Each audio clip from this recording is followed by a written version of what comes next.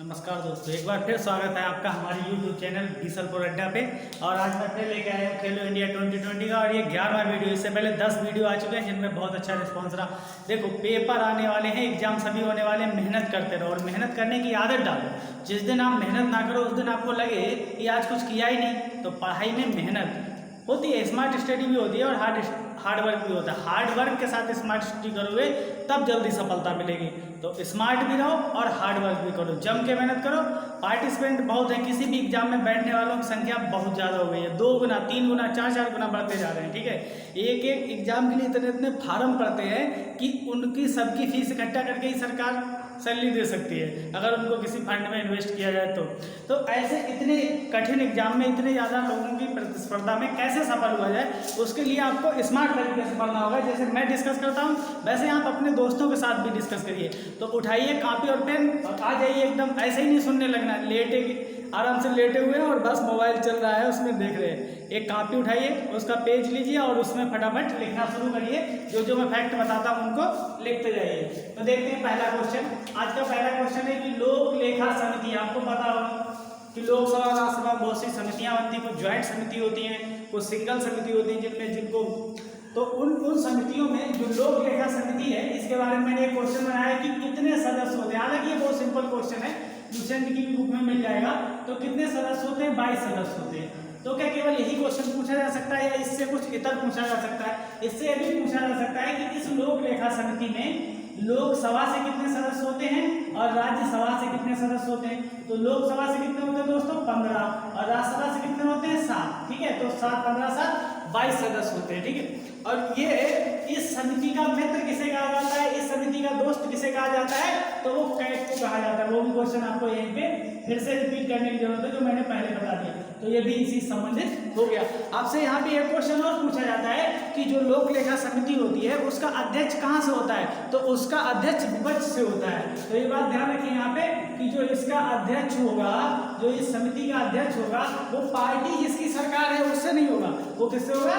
विपक्ष से होगा। तो विपक्ष से कोई व्यक्ति इसका अध्यक्ष होता है, मतलब विपक्ष का कोई व्यक्ति इसका अध्यक्ष होता है। तो ये 3-4 फैक्ट आपको याद रखने हैं, ऐसे डायग्राम में लिख लीजिए। अगला है प्रकलन समिति। प्रकलन समिति में कितने सदस्य होते हैं? यहाँ से क्वेश्चन में थोड़ा डिफरेंस भी होता है। तो प्रकलन समिति में कितने सदस्य होते हैं? इसका मोटा आंसर है 30। ठीक है, ये एकदम फैक्चुअल आंसर है कि इसमें 30 सदस्य होते हैं। लेकिन इसमें खास बात क्या है? ऊपर वाले से डिफरेंस कैसे है, क्या अंतर है इसमें, पता होना चाहिए आपको। तो इसमें अंतर क्या है? इसमें अंतर ये है कि इसके 30 के 30 सदस्य लोकसभा से होते हैं। किससे होते हैं? लोकसभा से। और इसमें राज्यसभा का कोई भी सदस्य नहीं होता है, जबकि ऊपर वाली समिति में राज्यसभा का भी सदस्य होता है। अब देखिए, इसका अध्यक्ष किसका होता है? इसका अध्यक्ष होता है वो पक्ष से ही होता है। जैसे इस समय सरकार है, दिल्ली में किसकी सरकार? केंद्र में। अब जैसे कि मोदी जी की सरकार है या उनके जो मंत्री हैं, तो उनके साथ उनकी पार्टी के जो सदस्य हैं, तो वो सदस्य क्या करेंगे? उनका कोई पक्ष का, तो उसको बोला जाएगा पक्ष। और जो विपक्ष में बैठते हैं, अभी कोई विपक्ष है ही नहीं, किसी को इतनी सीटें नहीं मिली कि उसको विपक्ष में बिठाया जाए, तो फिर भी विपक्ष का कोई व्यक्ति इसका सदस्य होगा और पक्ष का कोई व्यक्ति इसका सदस्य होगा। तो ये 2 समितियों के बारे में मैंने आपको बता दिया। यहाँ पे याद रखें कि 30 के 30 सदस्य किससे होते हैं? लोकसभा से होते हैं।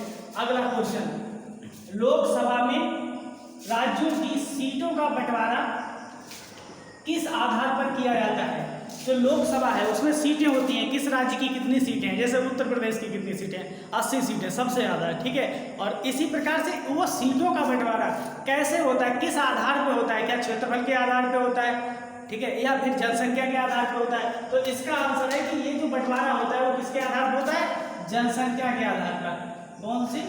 जनसंख्या के आधार पर। यहाँ से आपसे एक क्वेश्चन और भी पूछा जा सकता है कि किस साल की जनसंख्या को आधार बनाया जाता है? जब परिसीमन आयोग बैठता है और वो सीटों को डिसाइड करता है, तो किस साल की जनसंख्या को आधार बनाया जाता है? तो बनाया जाता है 1971 की। और ये क्वेश्चन पूछा जाता है सीधे। ठीक है, ये दोनों क्वेश्चन पीसीएस एग्जाम में पूछे गए हैं और यहाँ से वनडे एग्जाम में भी क्वेश्चन आए हैं। यहाँ से एक क्वेश्चन और आता है इन दोनों समितियों से। बता दूं आपको कि इनका गठन 1-1 साल के लिए किया जाता है। ये भी पूछता है कि ये जो लोक लेखा समिति है या प्रकलन समिति है या लोक उपक्रम समिति है, इनका गठन कितने साल के लिए किया जाता है? 1 साल, 1 साल और 1 साल, 1-1 साल के लिए किया जाता है। ठीक है, अब अगला क्वेश्चन, चौथे क्वेश्चन पे आते हैं। लोकसभा की वर्तमान सदस्य संख्या क्या है? ठीक है, या कितनी है?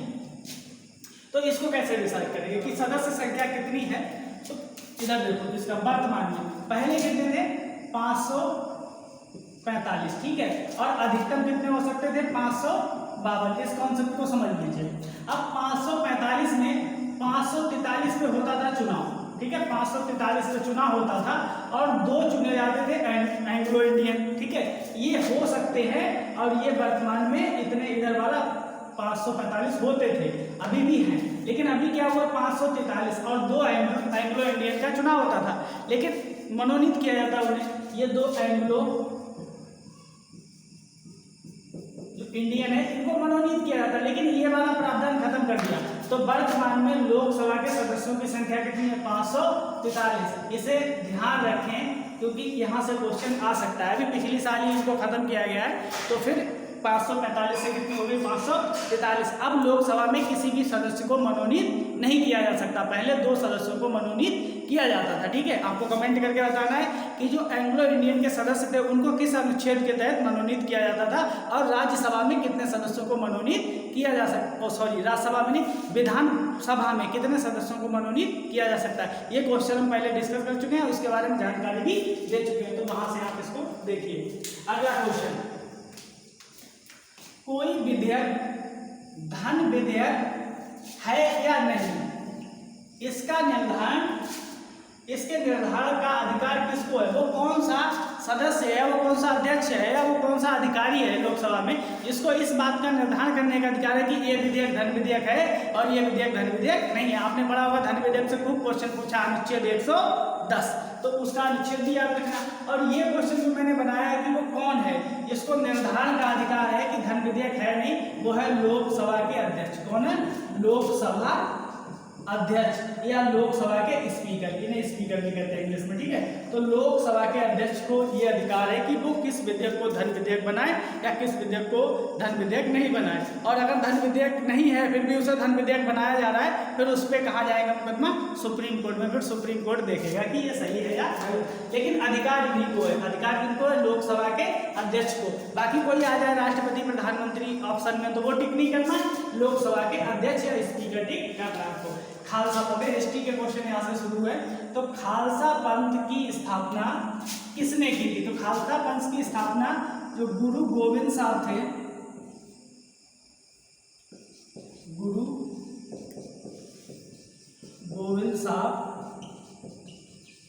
गोविंद साहब ने की थी, और ये 10वें गुरु थे, ये सिखों के 10वें गुरु थे जिन्होंने खालसा पंथ की स्थापना की थी। यहाँ से क्वेश्चन पूछा जाता है। अब आपको यहाँ से और 2-3 क्वेश्चन याद कर लेने चाहिए कि जो गुरु ग्रंथ साहब हैं उनकी रचना किसने की थी, ठीक है, या जो स्वर्ण मंदिर है उसका निर्माण किसने करवाया था। तो ऐसे क्वेश्चन पूछे जाते हैं जो किसी भी किताब में दिए होते हैं, वहां से अपने फैक्ट यहाँ पर नोट कर लेना। अगला देखो, बंगाल में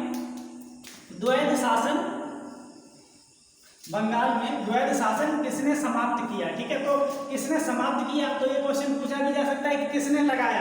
अब पहले ये समझ लो द्वैध शासन होता क्या है। जब एक ही जगह पर 2 प्राधिकारी या एक ही जगह पर 2 अधिकारी शासन करते हैं तो द्वैध शासन होता है। जैसे मान लो एक अधिकार है राजस्व का, एक अधिकार है प्रशासन संभालने का।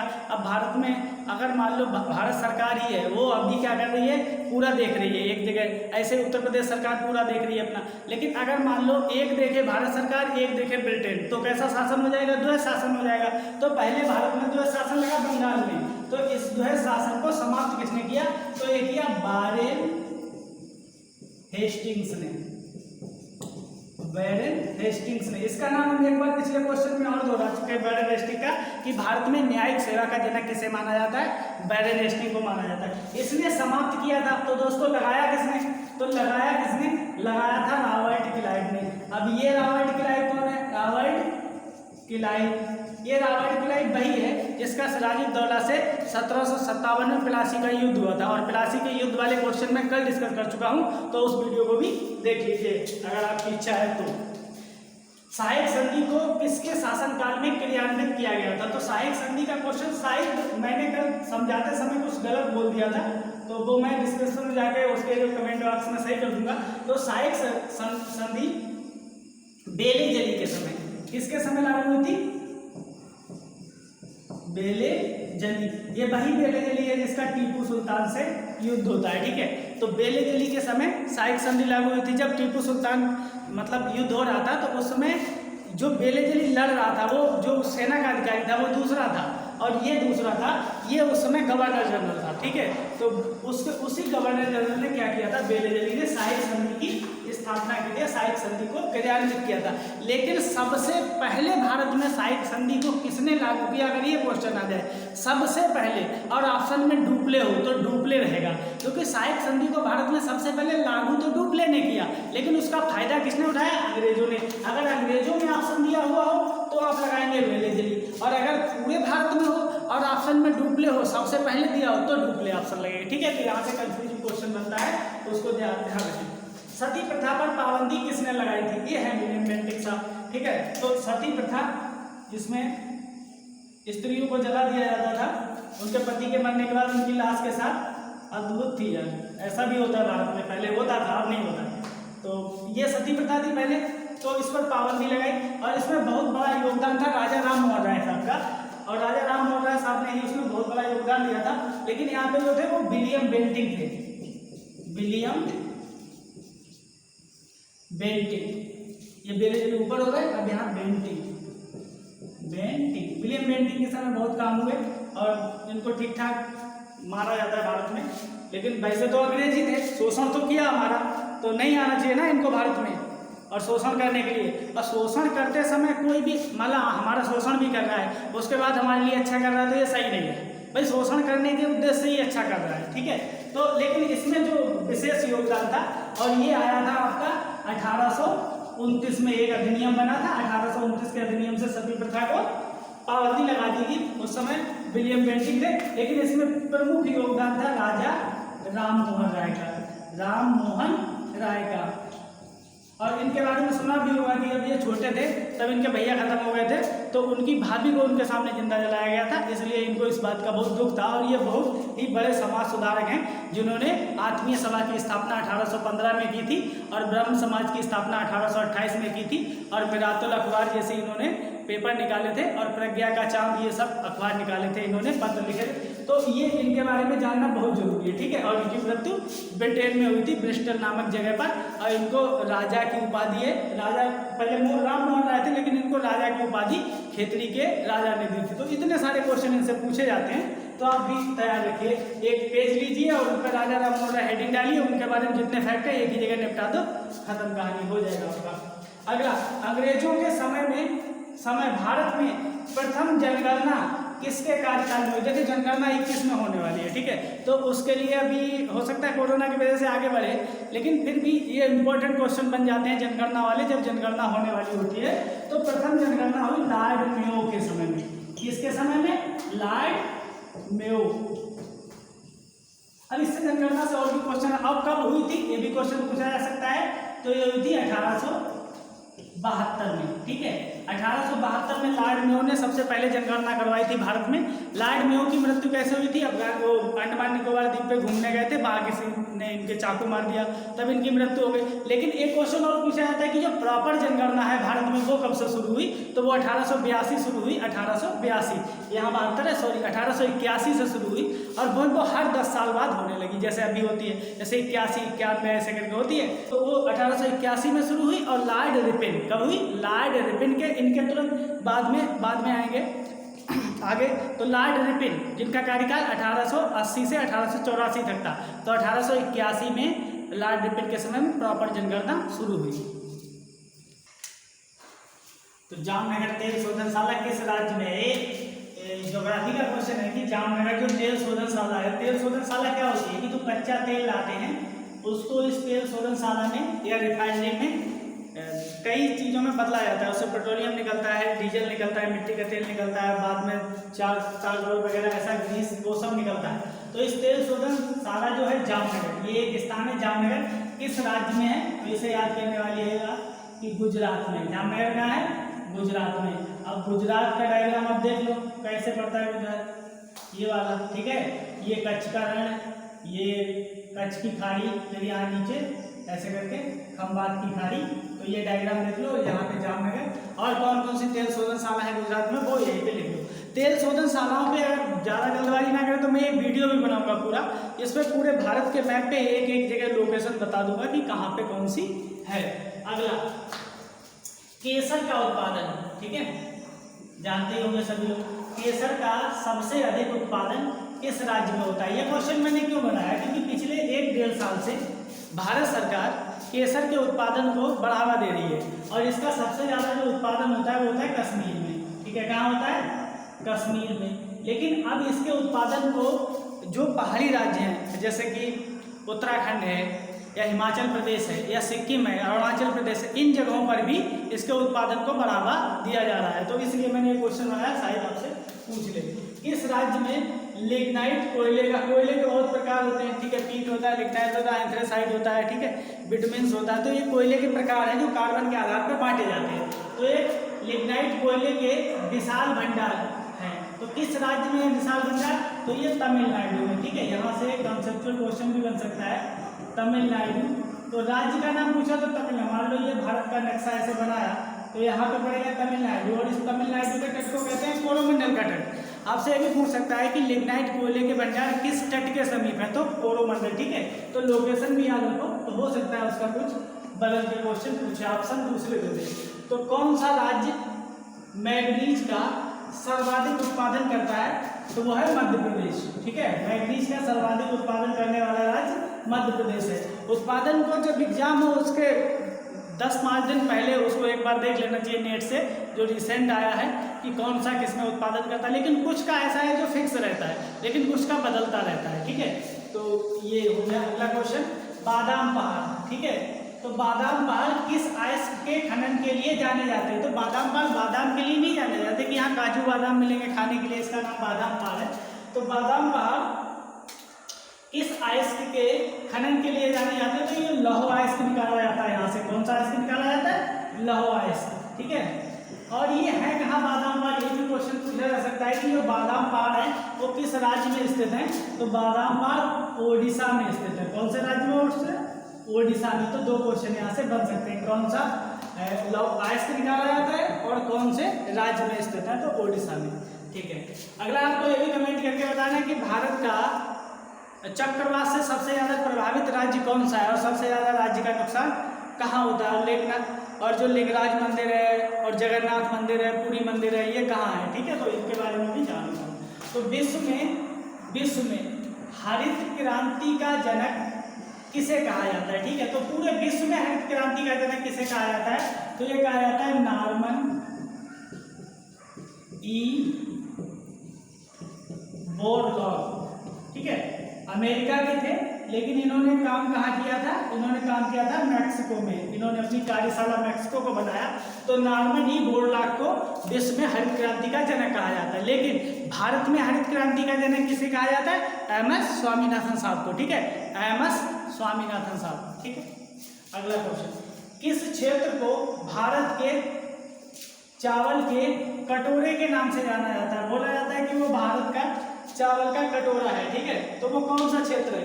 तो वो क्षेत्र है कृष्णा गोदावरी, ये 2 नदियां हैं, कृष्णा गोदावरी का जो डेल्टा क्षेत्र है, इनके बीच में जो क्षेत्र है जो अवसादों से निर्मित है, यहाँ पे जलोढ़ मृदा है, उस कृष्णा गोदावरी नदी के बीच में जो क्षेत्र है जहाँ पर कोलेरू झील पाई जाती है, तो उसी क्षेत्र में कृष्णा गोदावरी के डेल्टा क्षेत्र में को ही चावल का कटोरा कहा जाता है। भारत के चावल का कटोरा, चावल का कटोरा क्यों कहा जाता है? क्योंकि यहाँ सबसे ज्यादा उत्पादन हो जाता है। मैंने यहाँ याद ध्यान रखो, किस क्षेत्र को पूछा है, किस राज्य को नहीं पूछा। राज्य को पूछेंगे तो ऑप्शन अलग, ठीक है। तो मैंने किस क्षेत्र को पूछा है? तो कृष्णा गोदावरी डेल्टा। अब देखो झूम खेती को पश्चिमी घाट पर किस नाम से जाना जाता है? तो इसका एक आंसर है कि जो पश्चिमी घाट है, पश्चिमी घाट कौन सा? ये पूरा घाट जो मैंने भारत का नक्शा बनाया, ये पश्चिमी घाट है, ये आपका पूर्वी घाट है, ठीक है। तो इस पश्चिमी घाट पे किस नाम से जाना जाता है? तो वो नाम है कुमारी। झूम खेती को किस नाम से जाना जाता है? कुमारी। यहाँ भी लिख देता हूँ मैं और समझाता हूँ आपको कि झूम खेती होती क्या है। देखो झूम खेती क्या होती है, इसमें झूमा नहीं जाता है, लेकिन झूम खेती का मतलब ये होता है कि इसमें पेड़ों को काट दिया जाता है, फिर उनको जलाया जाता है और उसके बाद जो उपजाऊ मिट्टी मिलती है, क्योंकि जो पेड़ जलेंगे तो कार्बन होगी, तो उससे फिर उपजाऊ मिट्टी होगी, तो उसमें खेती करने को झूम खेती कहते हैं। जंगल के क्षेत्र में या जनजातीय क्षेत्रों में ज़्यादा की जाती है, जिसपे सरकार अब रोक लगा रही है और उसको स्थायी खेती में बदल रही है। तो ये थी झूम खेती, इसको स्लैश एंड बर्न खेती भी कहते हैं, ठीक है, मतलब काटो और जलाओ खेती भी कहते हैं। तो अब अगला क्वेश्चन है कि आलू का सर्वाधिक उत्पादन किस राज्य में होता है, ठीक है। तो आलू का चालू वाला वो सुना है, कविता सुनी है नहीं, जैसे मछली जल की रानी ये कविता सबने सुनी है, ऐसे ही आलू का चालू बेटा कहाँ गए थे, ये कविता भी खूब चलती थी पहले, ठीक है। तो आलू का सर्वाधिक उत्पादन किस राज्य में होता है, तो उत्तर प्रदेश में होता है, उत्तर प्रदेश में। ये उत्तर प्रदेश विशेष का क्वेश्चन है, वैसे अन्य एग्जाम में भी पूछा जा सकता है, लेकिन आप उत्तर प्रदेश वालों को ये आप एग्जाम में पूछा जाता है कि जो आलू है उत्तर प्रदेश का और जो आगरा क्षेत्र में है तो उसका ब्रांड कौन सा है, किस ब्रांड से आलू बेचा जाता है। तो आलू का ब्रांड भी एक बार विशेष में पूछा गया था कि किस ब्रांड से। आगे एक क्वेश्चन है रोग से संबंधित है कि रेड रॉड किस फसल का रोग है, रेड रॉड, ठीक है। तो ये गन्ना का रोग है। गन्ना एक फसल होती है जो नकदी फसल है और एक साल में एक बार होती है, तो वार्षिक फसल भी बोलते हैं। अब इसमें रेड रॉड क्या होता है, आप गन्ना खाते रहते बीच में लाल लाल निकल जाता है ना, कभी कभी उसमें जो कीड़ा टाइप होता है वो मतलब उसका स्वाद अलग से ही आ जाता है, तब बाद में पता लगता है। तो ये रेड रॉड रोग किसका है, किस फसल का है, गन्ने का, ठीक है। तो आज के ये 20 क्वेश्चन हो गए और देखते रहिए, धन्यवाद।